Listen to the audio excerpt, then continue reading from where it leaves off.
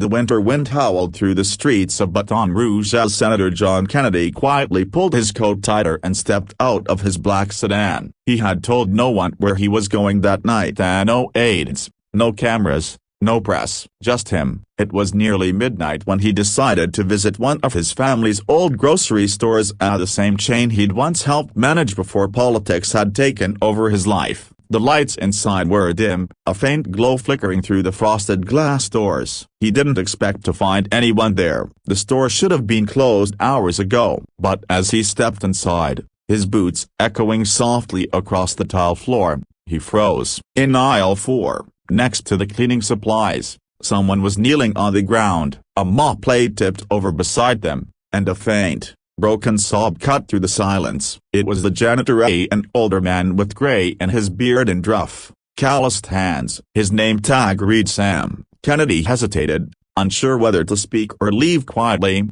but something about the man's trembling shoulders made him take a step forward. "You all right there, partner?" Kennedy asked softly, his southern drawl carrying gentle concern. The janitor jolted, quickly wiping his face and standing up straight. "Oh, Senator. Yeah, I'm sorry, sir. I didn't know anyone was here. I'll be done in just a minute." Kennedy shook his head. "Forget that for now. You've been crying.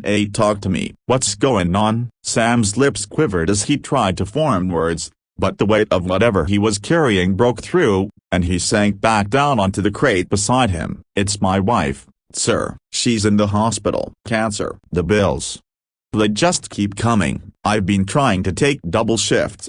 About a broken bar. He looked down at his blistered hands. "They cut my hours last week. Said they couldn't afford overtime." Kennedy felt his chest tighten. He knew the company's policies say they were supposed to take care of their workers, especially the ones who'd been there for years. "How long you been with us, Sam?"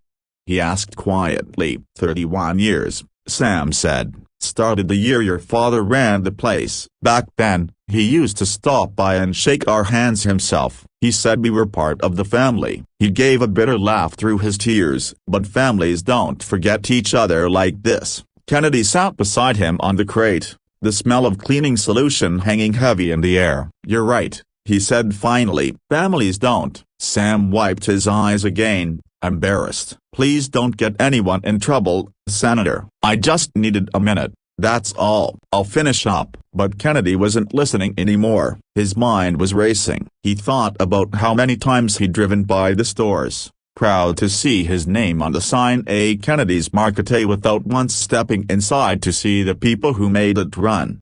"Sam," he said, standing, "do you have a minute to walk with me?" The older man nodded uncertainly, following him toward the office in the back. Kennedy turned on the lights, sat behind the old oak desk, and motioned for Sam to sit across from him. He pulled open the computer system, typing rapidly, his brow furrowed. Minutes later, he printed out a paper and slid it across the desk. "That," he said, "is a full-time reinstatement offer, with benefits, back pay, and a raise." "And I'm not taking no for an answer." Sam stared, stunned. "Senator, I can't."